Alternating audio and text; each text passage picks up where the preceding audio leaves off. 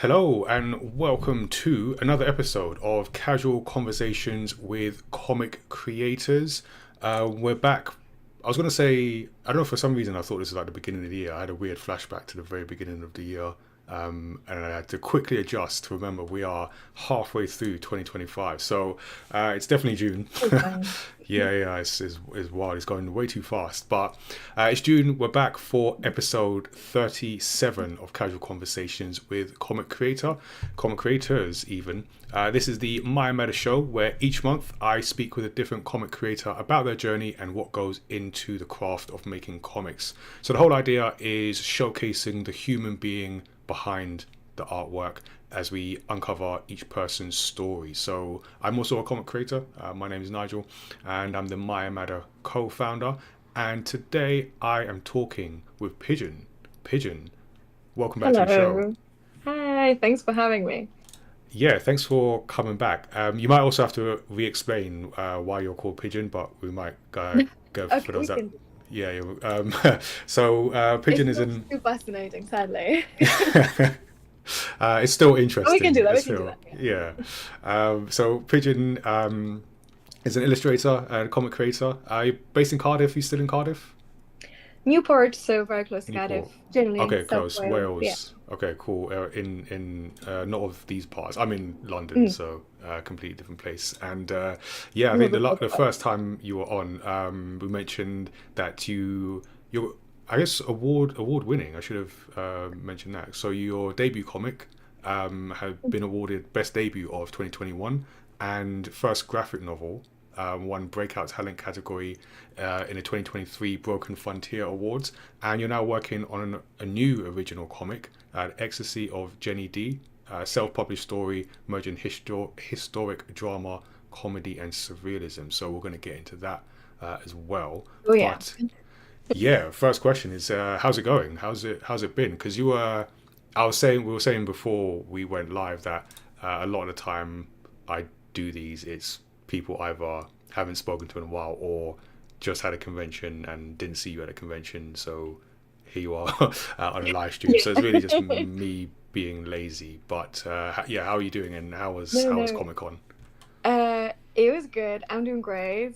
It's a very busy time, and I'm in this sort of post MCM haze. I think we both Mm, are actually.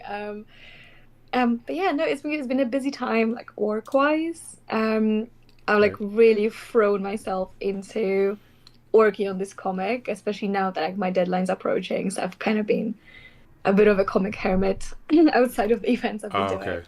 Yeah, Yeah. I've heard the term work prison. Is that? I thought someone said Oh that yeah. on this. Yeah, Uh, something like that. I'd say work. It feels like that, but I Yeah, do enjoy it. I do yeah, actually love yeah. it. Yes, It's a I love my job. fun prison. It's Fun, the fun. yes, Yeah, fun prison of my own doing. yeah. Why do I make up all Minimum. of these stories? It's minimum security prison. You can just like go in and go out as you please. So yeah, Oh, but the cool. anxiety. Yeah. Yeah, so that's what's been going on. Also doing a lot of like different events, like some art markets, some comics events. MCM was the biggest so far in the past Mhm. month, and I also did some work for Read Pop for the MCM shows. That was like really fun Oh, to okay. experience. Did you do the Doing the map? art designing. I did the map, yeah. Oh, I was looking at a map. I was like, that kind of looks familiar, but I actually forgot Yeah. to ask about I that. But even okay, put a little pigeon character on the map yeah, yeah, in the yeah. alley, yeah, in the boulevard, like walking. Ah. Yeah, so I did that and I handed it in like quite like just before the show as well. Like so yeah, so it's been an intense time, but no complaints because busy is good, I Mm. think. Yeah.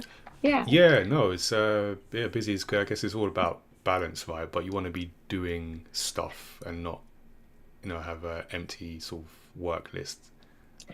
Yeah, if there is a balance in being a freelancer, then yes, absolutely. Yeah, Absolutely. I don't have a Um balance, so yeah. I'm just.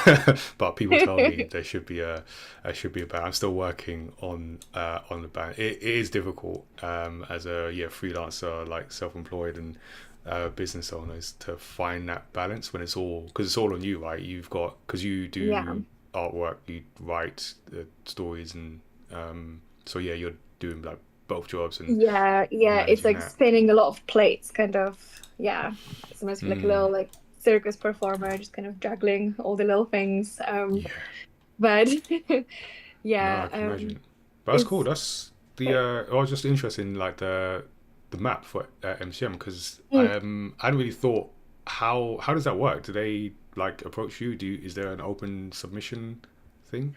So they approached me last Cool. year, Ah, and okay. then because I've worked with them on the map last year in October, Right. I just followed up, um, Ah, just okay. asking because I was looking for gigs, and yeah, and they offered the project, which is like the map.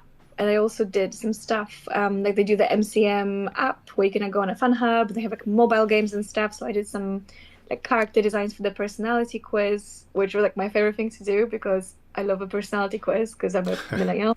Um, so, so yeah, so it was quite a like big amount of like visual assets, I guess. Mm. Yeah, so that's kind of how it went. And I genuinely tried to like keep in touch with the team because it's really fun because they let me just kind of come up with loads of weird, quirky little characters, and that's pretty fun. That's my favorite thing. Mm. Yeah, and it must take a while because it's like it's one image, but because of the size of MCM, there's lots of little spaces and everything. Yeah, there's quite a lot. It's like I think it was stretched over. I think it was over 2 months, sort of on and off work.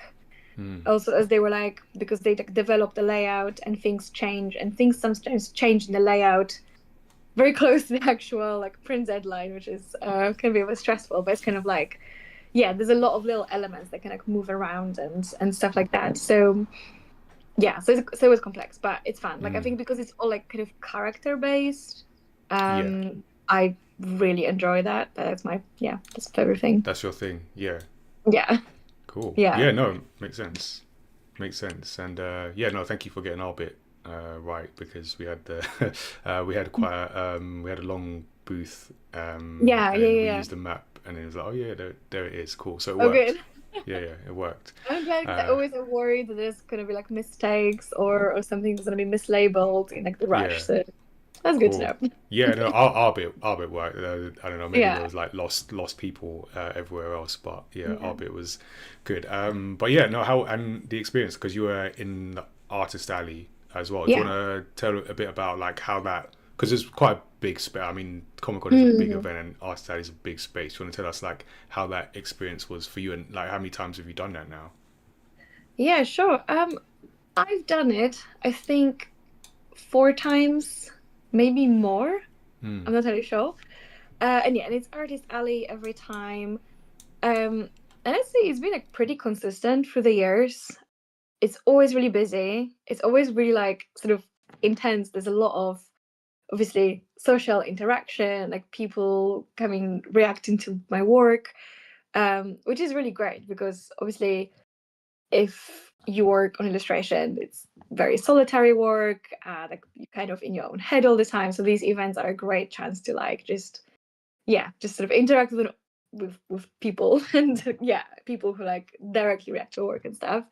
Um, and yeah, it was also really nice, I think, with the map because obviously they credited me on their guidebook, so people would come to my table and give me really lovely feedback for the map as well. So that was really, really nice.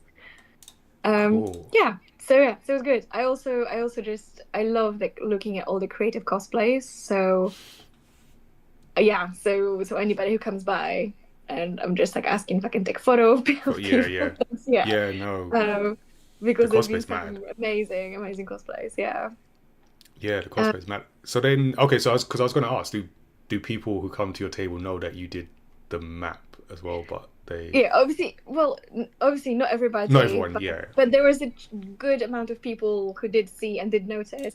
And I also did a thing when I had basically I was doing commissions during the event Hmm. and I kind of did a thing. I was like, oh, my artwork is on the map, and if you'd like commission of yourself as one of these characters or in a similar style, I can do that.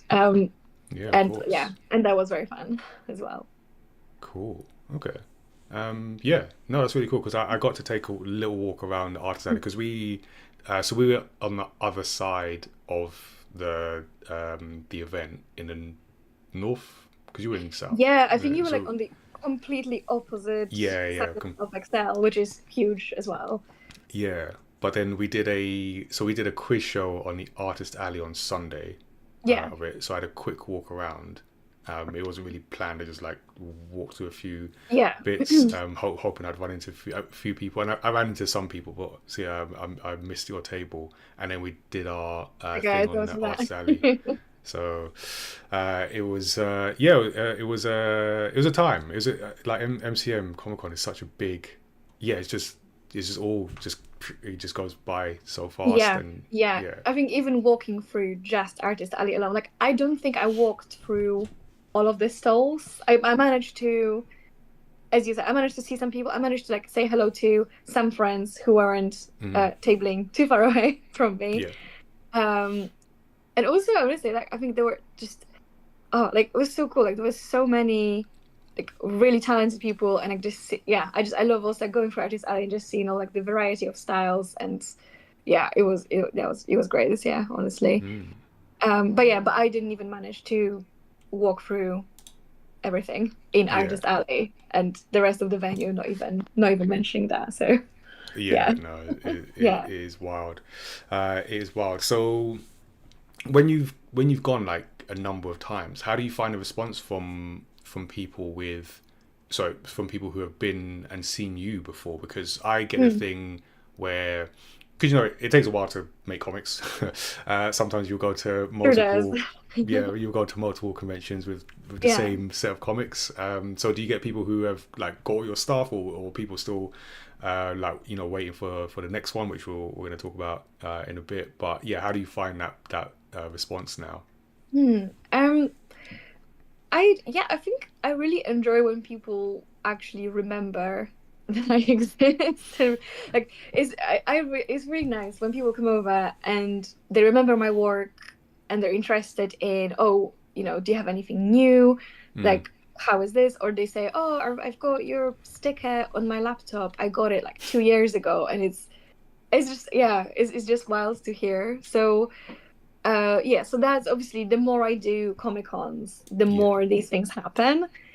But then obviously there's also like a little bit of feeling nervous that like, oh no, maybe I need to do more new things and bring new new things. things. Yeah, And yeah, so it's like a sort of, I guess, a little bit of pressure.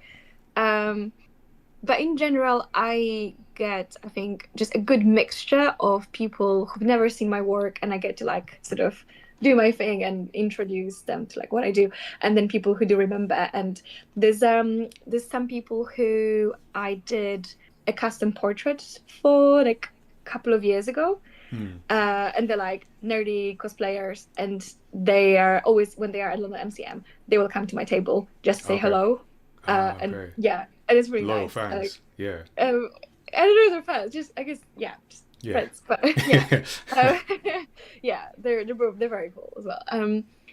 And yeah, so it's like lots of different experiences, and yeah, Mm, I yeah. do enjoy that. But yeah, there's definitely like a lot of pressure, as in like, oh, should I be bringing something new and special like for every Comic Con? But I think a lot of people feel that. I don't know. I I don't feel know. that. How does it look like? Yeah, Um, from your perspective as well. Yeah, I feel that, especially because we do. So since the pandemic, we haven't done as much comics as I'd like to. So we just done a new one this year, and then the last one was like 2022 because I did it during Mm, the pandemic, about the pandemic, and yeah, yeah. um, so yeah, I definitely would have liked to have more, and because you know, a similar story of people like searching you out. We had so there's a family. This is at Thought Bubble actually. There's a family who for the past.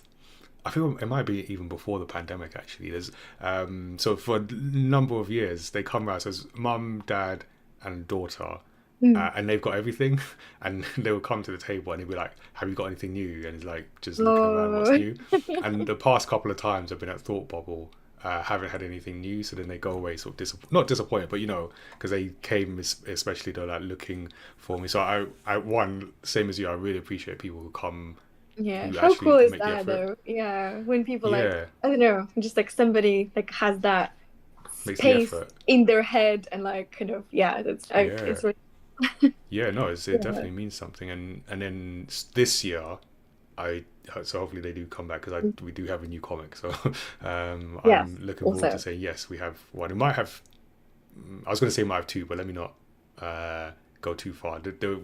We are planning to work on another one that shouldn't take too long. But let me not. I'm gonna delete this bit when I do the edit of this in future. We'll have one. We got I one. would say, yeah, this is Yeah, public now, now you yeah. know. We've got one new comic, and that's it. And trying to Yeah. pace myself. So when you go to conventions like Comic Con or other ones, what do you go for? Because I mean, the obvious one is selling comics, right? But what's your main thing, if not that? Mm. Um, a mixture of things, I'd Mm, say.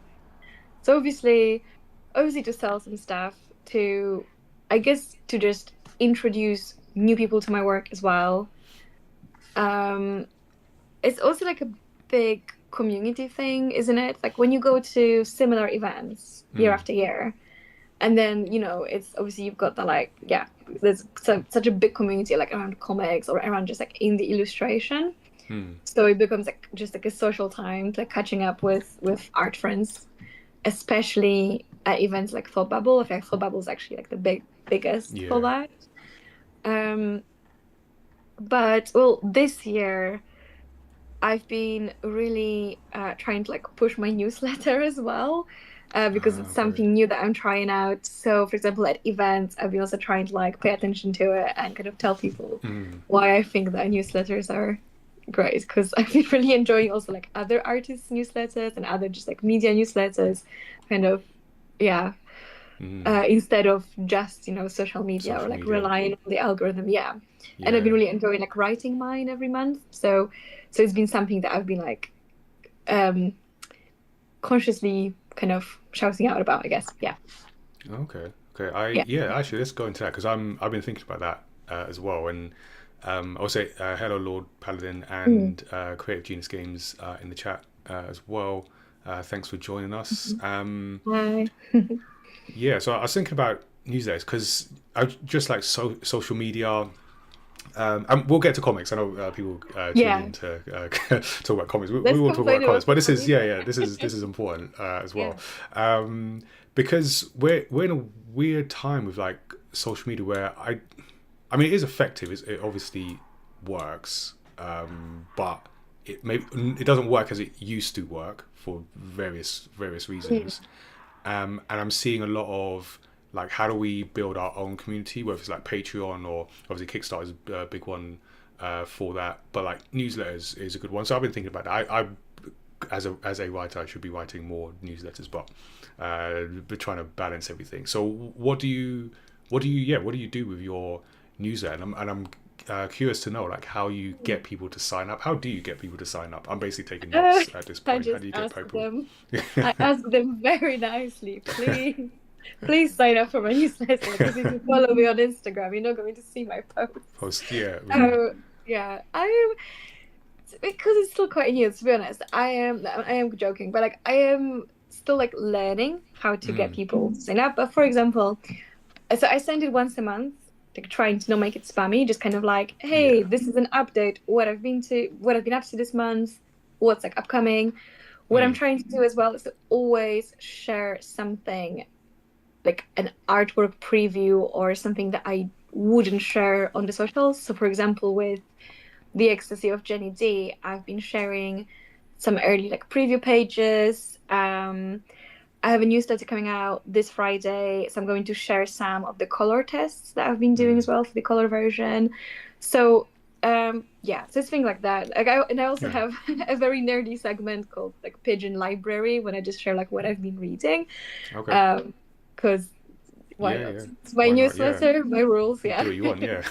Yeah, yeah, Yeah. yeah. No, So that that's makes what it is. But, sense. but I'm still learning how to do it effectively, I guess. But I enjoy it. So yeah, Mm, yeah. okay.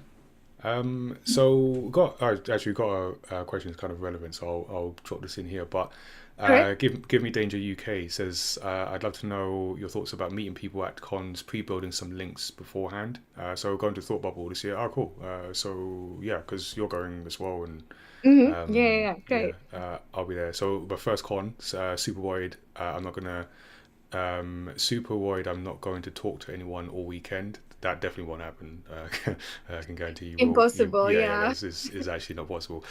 Um, is there much? Is there much in form of meetups, or is this done online beforehand? Newsletter signups, suggestions are super useful. I've gotten started writing something there, so we'll stick to it. Yeah, consistency is the key with that Yeah. with the newsletter. I know because I haven't been consistent, and yeah, so I know what happens when you don't do Do it. I need to do I subscribe to your newsletter? If not, I need to Yeah, fix that ASAP.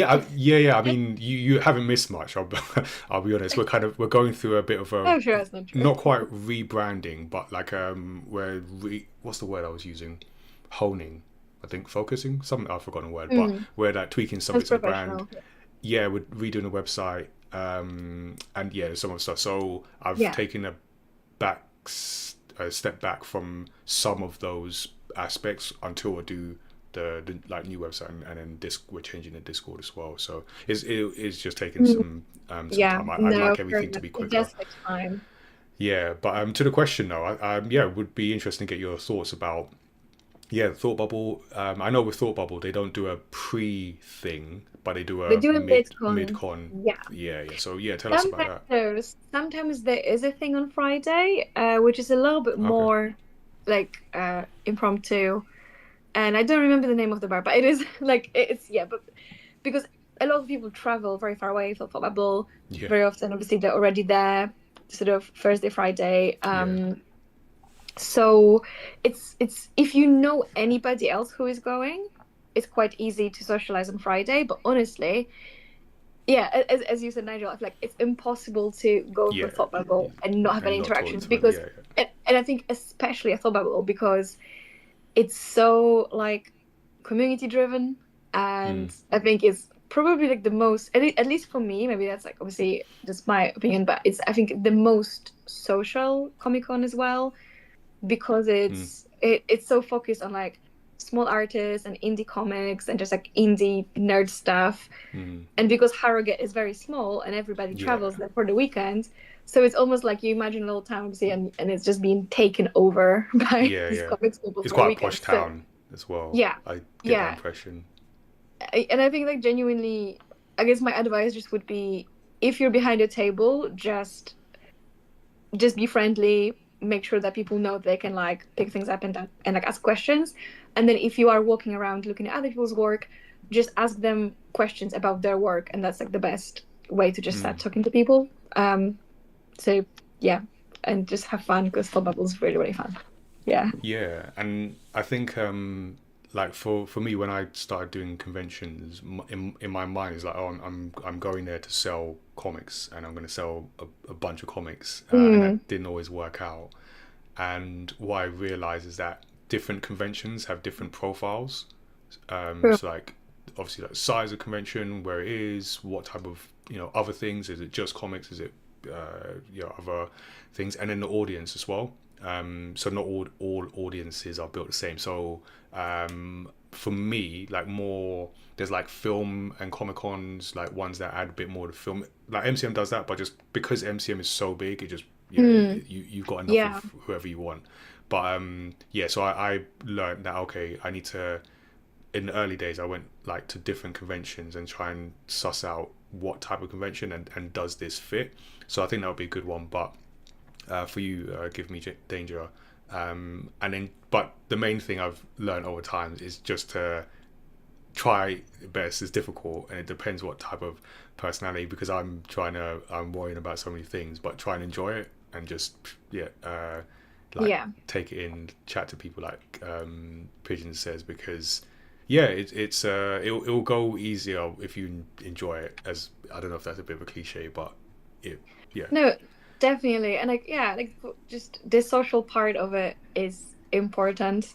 if not more important than just selling stuff. I think obviously we like to sell stuff as well to support ourselves, but yeah, I'm sure it'll be great.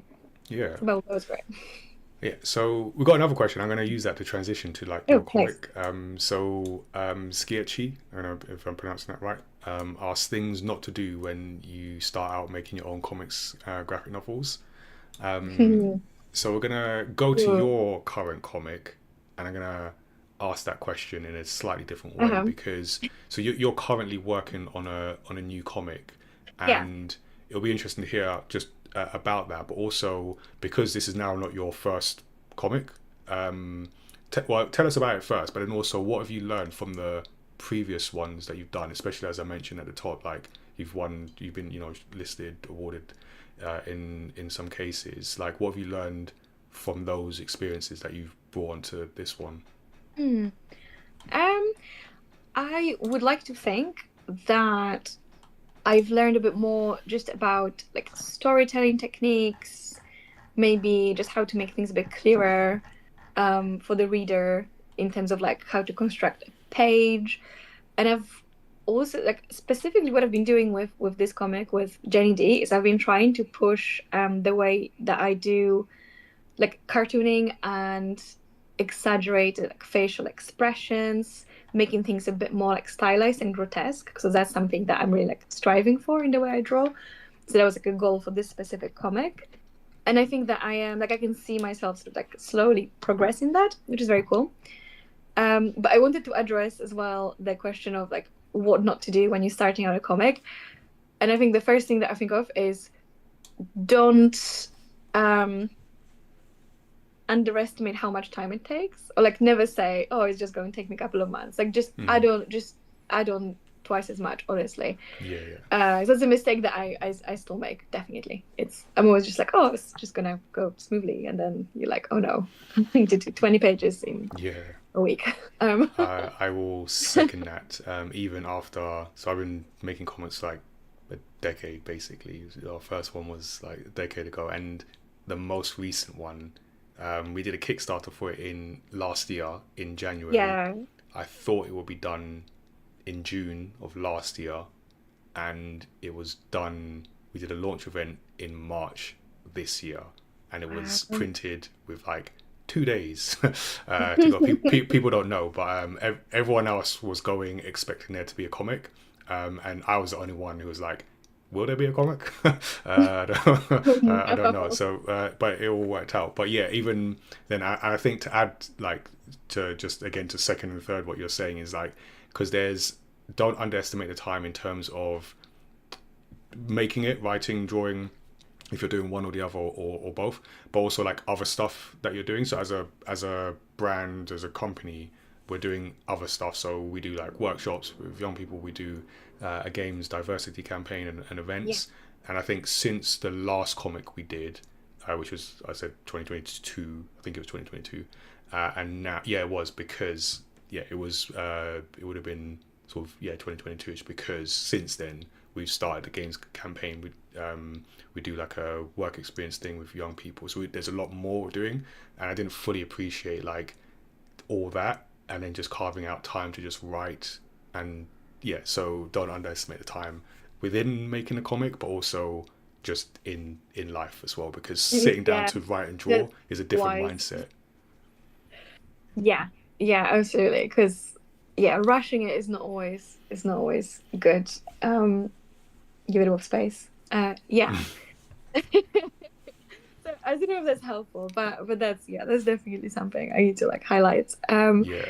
But no, but I've been really enjoying like the process so far, working on J&D and sort of all of the things that I've been trying to like practice and kind of like push myself a little bit with. I feel like I am doing it. I hope so. Obviously, I don't know because it's like the thing as well that like you see something in your head and then once it's out there, people are going to see it in their own way and kind of like have their own interpretation. Hmm. And this is also a very weird story. So I am very curious to see just who is going to vibe with it, I guess. Yeah, it does look weird, and I mean that in a Good. in I'm glad. a nice way.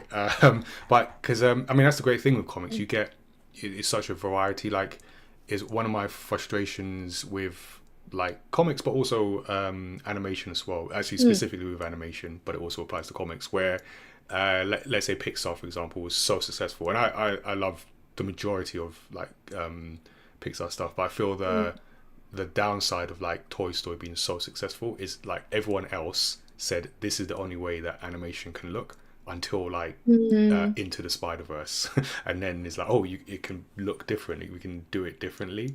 So with comics, it's nice to see like different styles. So is this like a intentional style, or is this like a natural style? Like how far out from what you typically do is this kind of style? No, I think this is like the most organic to my style. I think the only thing that I do a bit differently here, like in terms of drawing, is that I'm not really inking it. It's like kind of loose pencil lines, because I feel like it kind of lets me be a little bit more expressive, and because the comic is so strange, I kind of enjoy like the wonkiness of the pencil, if that makes sense. Yeah. But in general, it feels like no, it very much feels like this is how I naturally draw and try to make things like stylized. Yeah. Okay. And then does that make it, if it's not being inked, does that make it quicker to do? I hope so. But yeah, no, I think so. I mean, obviously, this is a weird one because it's done digitally as well. So it's kind of like there was a pencil stage, as in like digital roughs, then digital pencils, and then I'm doing like a cleaner pencil brush drawing Okay. on top, which kind of acts as my inking because it's all done digitally. Right. Which I know sounds a little bit weird, but that's one thing that I would love to do a comic sometime soon when I can sort of ink everything traditionally and kind of like really pay attention to it. But with such a quick turnaround, digital has been just more practical recently. And Sure. yeah, so this is full on in Procreate. Procreate. Okay. Okay. Yeah, Cool. yeah. And in what stage of this are you at? Because this is for Thought Bubble, right? So hopefully there'll be a printed version, full color Alpha Bubble. Okay. But I'm actually releasing it. So I'm launching it in July. There is the LDC online comic fair. Yeah. And the way I'm doing it is it will be the black and white sort of early version released then. Probably make it like the price very, very accessible. And then sometime in August, I want to launch a crowdfunder for the printed comic. Ah, cool.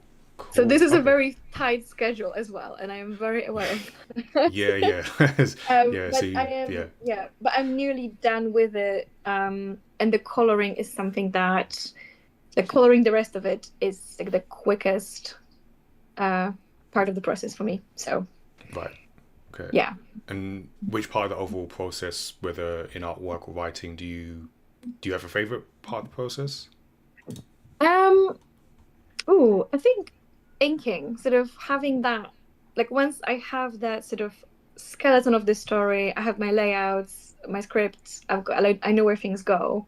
And if like with inking, I can just kind of focus on all the like details, like little facial expressions.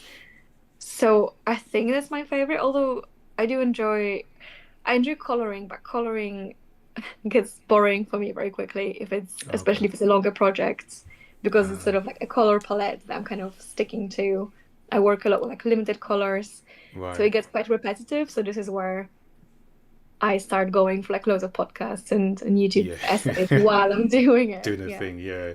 Yeah. yeah, I get that. I could definitely get that. I yeah, feel yeah, the repetitive stuff you just put on some it's music or podcast or something and just make it go quicker. yeah, Um yeah. How would do you find any of these processes like draining or? um I think because I write, so I don't draw. So we have Yes, yeah, yeah, our yeah. illustrator Penali. So that in a way, it makes my job easier because I feel I only do half of One part, it. and then you just sort of hand it over. Yeah, yeah. So our process is like, so I'll spend some amount of time thinking of the idea, and I'll be like, okay, I've got an idea. I'll run it through. I do pen and paper, so I notepad and just write things Yeah. down. before I come to like write something up. And that's a very, what's the word? It's like a very loose period because, like I said, all the other stuff we're doing, I'm sort of doing bits in between. But once we get an outline and a script, and then we talk with our illustrator, it's very like collaborative. And for this recent one, we had a bunch of like, we had a few like young people who were able to join us for like some internships there, some work experience couple times, and then they contribute to like the cover art, some of the narrative pieces, bits as well. So I was like managing all that, which is good for me because then I say all that to say it keeps the variety. So I find it's a double-edged sword. I find I don't stick to one bit for too long to get too bored, and then I know what you get mean. to the artwork. Yeah, because I think sometimes, especially if you're working on something that's like very big, like if you're working like a graphic novel or just something bigger, it's like it's quite easy to just it can become a bit repetitive. It's good to jump out, have a little like breather, doing something else, and then come back to it with like a fresh eyes and fresh brain. Yeah. So it helps. I mean, it's part of the reason why it took a lot longer than I thought it would, but it does help in that sense, and always it also I pray for my schedule. As well, yeah, I know you got because July, then August, and then Thought Bubble was in November, so there's a bit of a gap there. But that July to August is going to be but I'm usually like if I'm doing a crowdfunder, I'm doing it with having pretty much like majority of it finished, and kind of like just making sure that I can actually do like production of a physical thing. So feeling positive so far. No, I think that's good. I think that's one of the lessons that I have learned. I weren't able to like sort of apply it this time because I feel the best way to do the crowdfunding is with having most, if not all of it done, and then like you said, you're going for the printing. In our case, because if it would be different if I did both the art and the writing, but we did the crowdfunding, the Kickstarter to get the artwork done and everything. To fund the collab.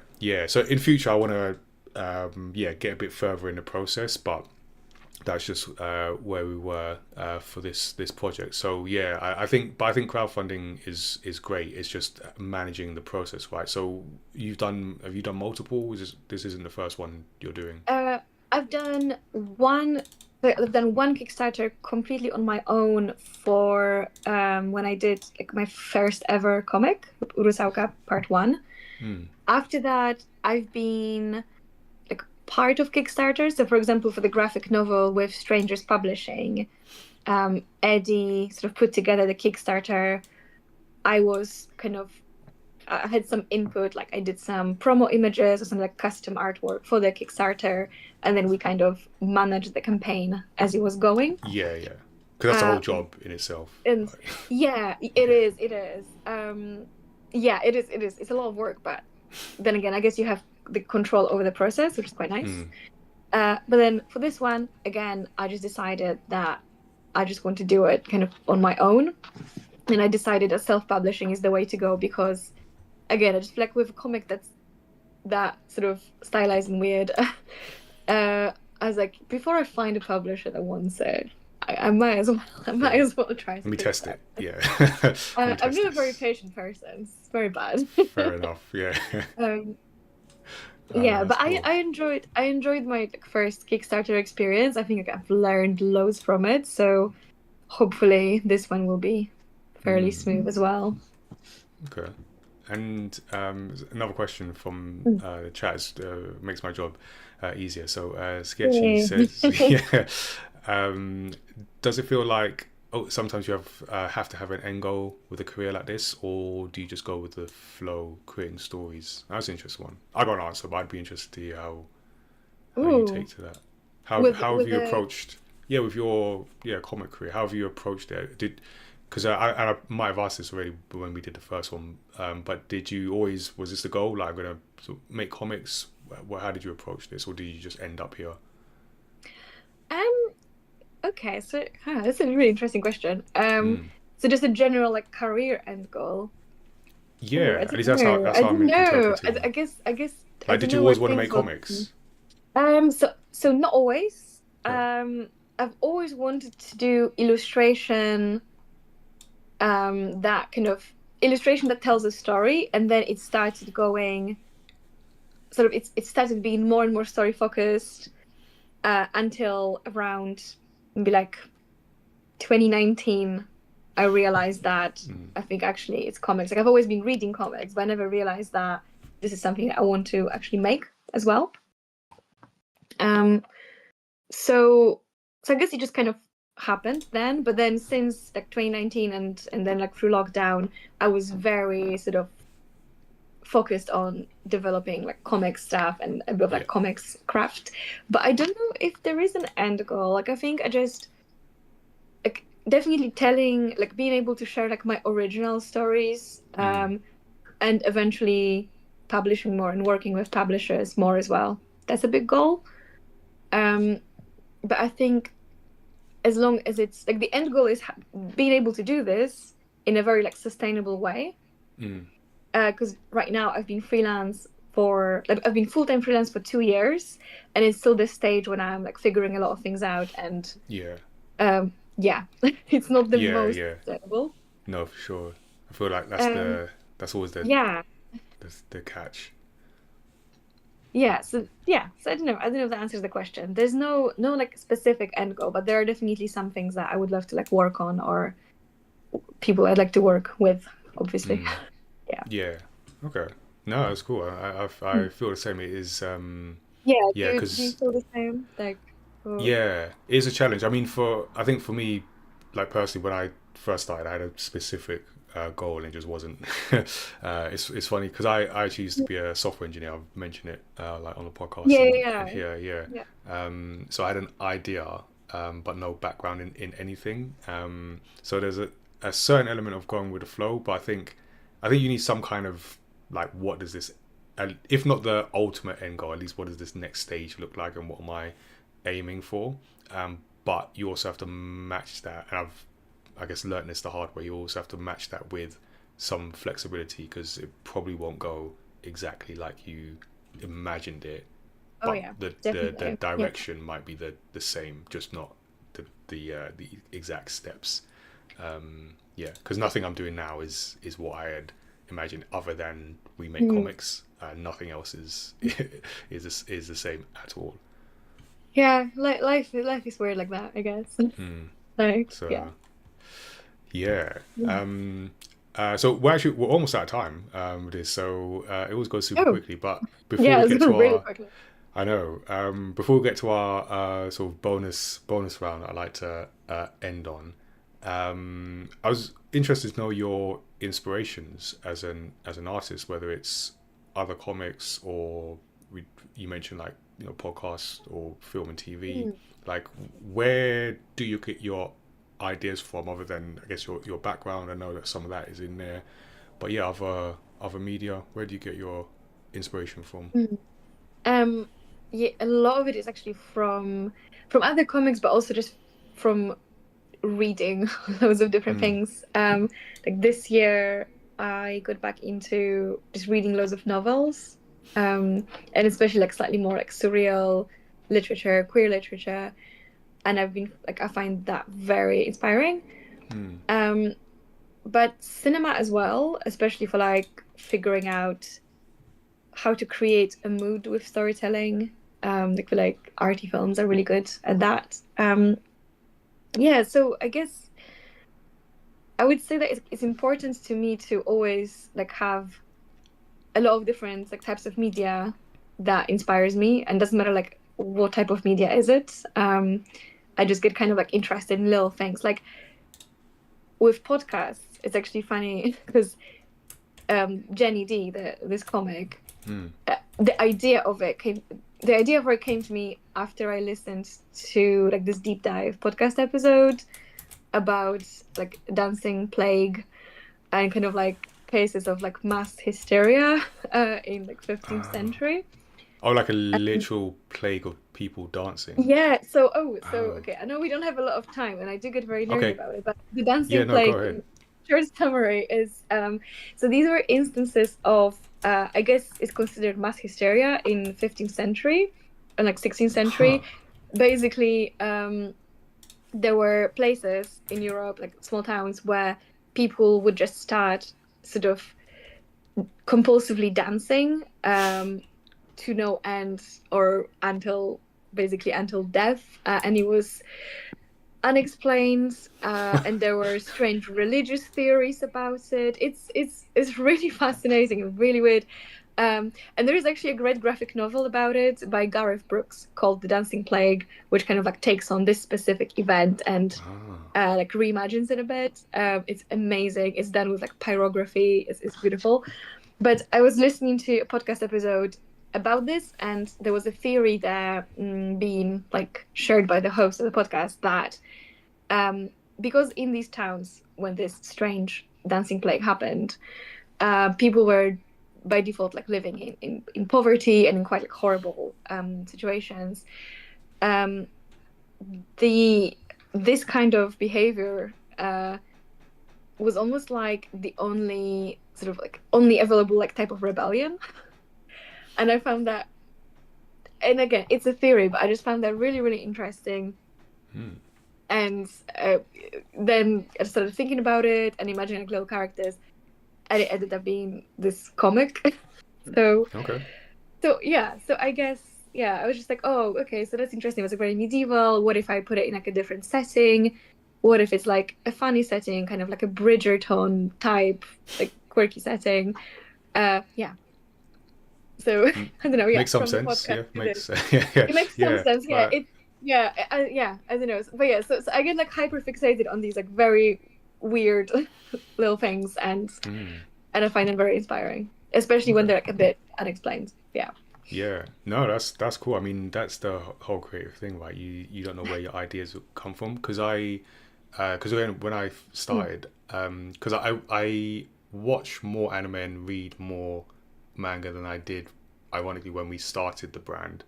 Mm. And I remember I do talks at conventions and stuff, and people will ask, "Oh, do you get your ideas from manga, or you must be like a manga like addict and everything?" I'll be like, "No, I was Yeah. actually from like film, TV, Western cartoons, and just like combine things in interesting ways." And I feel that's a good way to approach it, like Yeah. just different Has it sources. changed for you now? Is it more inspiration from manga or? No, Okay. even maybe even less. Well, no, actually, I would say in some ways less, in some ways more. That which is a Okay. non-answer. But in some ways from because what I have learned is like and this is an ongoing thing. Just a bit. I need a better appreciation of the art form. Not to say I didn't have an appreciation before, but just how do things work? How do the really good people do it? What can you learn from things that aren't done so well? So I've had more of an awareness of that, but then also keeping in mind that I don't want to just replicate something cool that I see in a manga or an anime. You want to be influenced by or inspired. So there's certain like maybe certain shots, certain expressions, and be like, oh, that could fit in this story idea that I'm thinking of over here.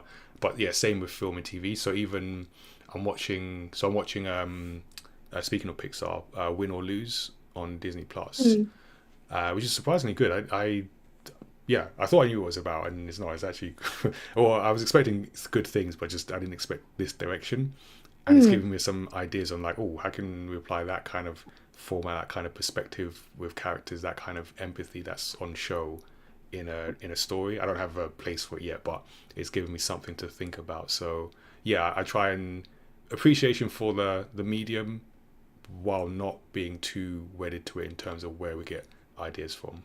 Yeah, yeah, it is. It's definitely that balance of Yeah. you get influence because obviously you do, and also like you're like, oh, this artist, like for example, this artist did this amazing thing with like color and light, and I have no idea how they did it, and I would like Mm. to sort of get a similar effect, but I don't want to just copy them. I want to like figure out how I can do it in my own way, and Yeah. it's yeah.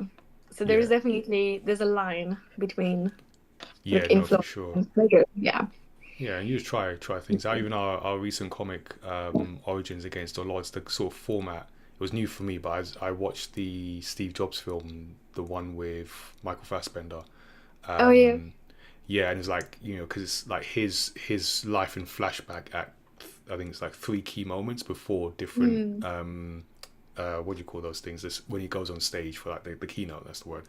Different keynotes, and it's like the behind the scenes of it. I thought that's an interesting format. So I did something a bit similar where like the character, the protagonist, is like looking back at their life at different key moments, and it's like, yeah. So the real time, nothing happens much. Or it's not much time, Yeah, but the flashbacks go back over their life. that's So cool. yeah, I guess it makes the storytelling a bit more dynamic, and it's like a bit of a twisted perspective. I like that. That's yeah, yeah. It was yeah. an interesting challenge. Like, yeah, because it's their memories, and it's like, so you're not necessarily telling a story of what. And I think it turned out sort of what happened, but from a very emotional perspective. But then it's Mm. also memories. So then it's not necessarily an accurate reflection of what actually happened. We didn't necessarily, because of this how the story went. We didn't need to go too far into like these are unreliable memories, but Mm. we could have, and maybe for something in future, might lean Yeah, more into that. yeah. That's so Yeah. interesting. Cool. I like So that. yeah. All right. So like I mentioned, we have a bonus round, and what I usually do is go through some quick-ish fire questions, all about how life is like a story, and we're the protagonist in our own story. Because you are returning, you've already done this. Yeah, but I don't But remember my answers. yeah, I should have pulled them up actually, because I did that for someone else. I'm gonna mental note for future people because Okay. yes, so this year we have had some returning people. So what I've done, I've added another set of bonus round Okay. questions that build on Okay. the next one. Yeah, so for those that are just watching for the first time, so I ask questions like, so we're the protagonist in our own story. What's your characteristics? What's your challenge? Your forces of antagonism, things like that. But for these new bonus round questions, they'll lean more towards like world building and character arcs. So we're going a bit more advanced. So we'll Okay. start with this one. So where you are now, how would you describe the world that you're in, and what surprises you about it? Oh, oh no, that's very philosophical. That is not a far Yeah, yeah. question. But and Okay. this is why I say quick-ish, because it gets quite Yeah. introspective, and yeah, yeah. And I don't Hmm. prepare people as well, so I like to make people sweat and think. Okay, I think it's a place Mm, where my younger self really wanted to be, and I okay, find that very reassuring. okay. Living the dream. But sorry, is Living the it? dream. Um, well, living my sort Younger. of much younger self Yeah, dream, but yeah, obviously I'm not the same person. yeah. But that's like a reassuring part that I like to tell myself. But Mm, at the same time, I think it's a world that feels very unstable in many ways. mm. So it's a weird, contradictory feeling. Yeah, Okay, okay. All right. That's interesting. yeah. What has been the biggest plot twist of your creative career, and how has it changed the direction you move or have moved? Ooh. The biggest plot twist of my creative career is that I was actually able to go freelance full time. Mm. Yeah, I didn't no, genuinely though, because I, Yeah, I yeah. think it was such a long build up that I genuinely didn't think that it could actually happen. Oh, okay. Fair. um, yeah, and I'm really grateful for it. Cool. Yeah. Okay. I always feel like conflict in the story is necessary. So, how has conflict on your journey shaped you as an artist? I think that yeah, I think okay. So I think because my background is generally like I am a Polish immigrant. I've kind of like had to build a lot of things for the past like 11 years, which is like how long I've been living in the UK. I moved from Mm, Poland. And I think that like resilience is something that I really value. And my general I don't know, like I think because there are loads of obstacles Like obviously I'm talking about like feeling super grateful, and I am, because I think that's important.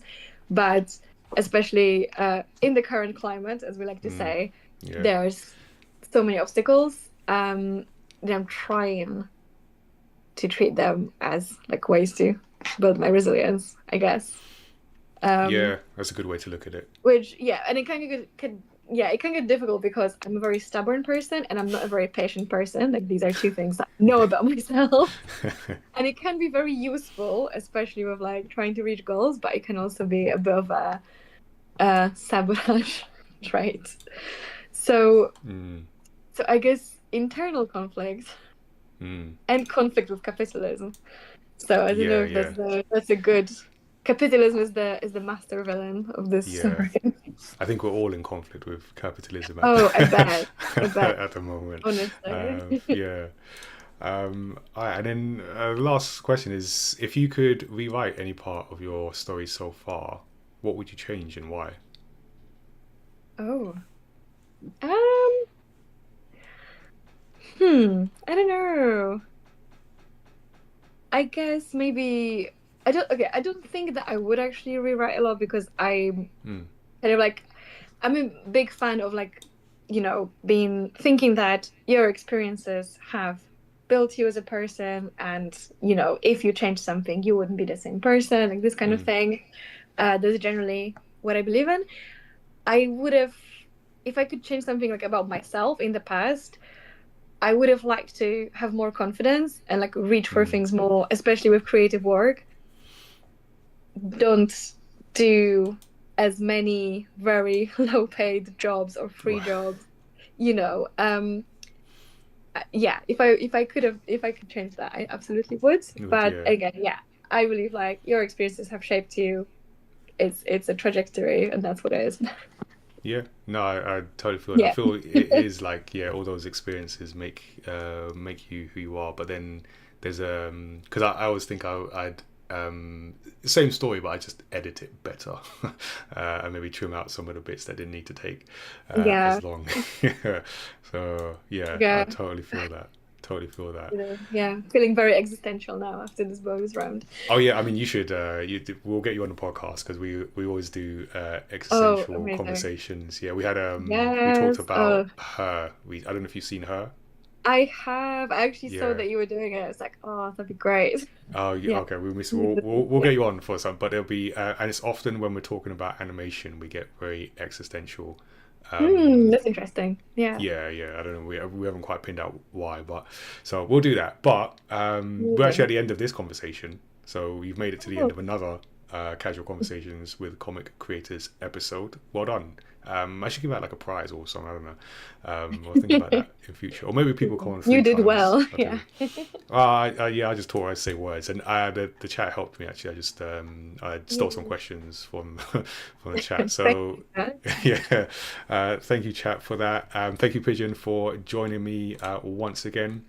Oh, thank you for having me. This has been great. This has gone very quickly. Yeah, I know. I'm gonna have to have a countdown on the overlay or something. But no, yeah. Thank you for joining, and yeah, we'll definitely do something on the podcast. So yeah, for those that don't know, we do a podcast. So if you enjoy the sound of my voice and don't mind hearing it for 2 hours, you can check out the podcast. But yeah, I do also have to mention Pro Gamers Group UK, give a shout out because they have been supporting us with products. So they've got a bunch of brands. So things like Streamplify for lighting, which is like currently lighting up my box. Also my microphone, which is out of shot but does exist. And the chair I'm sitting on is a Nitro Concept chair. So I've had that for I think a couple of years now. So and it's still, I was going to say it's still sitting.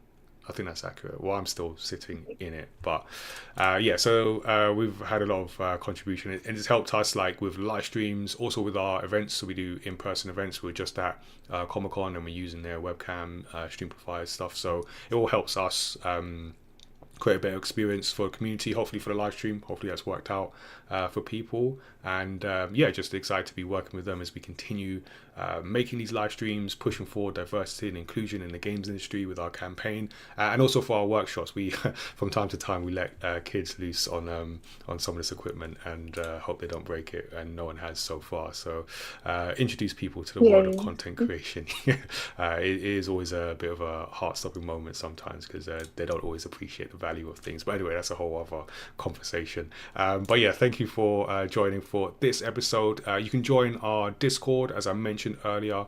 We're making changes with the brands, so we're going to be changing things around, so bear with us, but you can still join the Discord. I will drop a link, and at some point that will all look different and everything. On Twitch, on YouTube as well, because I've figured out the dual streaming, so we're streaming on both, so you can follow us on both as well. We do live streams. We do this each month, but we do other live streams as well. And you can also check out the Story X Story podcast, as I mentioned, where we talk about stories across pop culture. We do creator interviews. We've got an animator interview coming tomorrow, and then we do like video game discussions. We do deep dives into stories across pop culture as well. I will drop a link in the chat for that too, and you might hear Pigeon on a future episode as well. But yeah, but that's been our live stream. That's been another episode of Casual Conversations with Comic Creators. Thank you all for joining, and yeah, we'll see you again next month. Take care, everyone. Thank you. See you soon.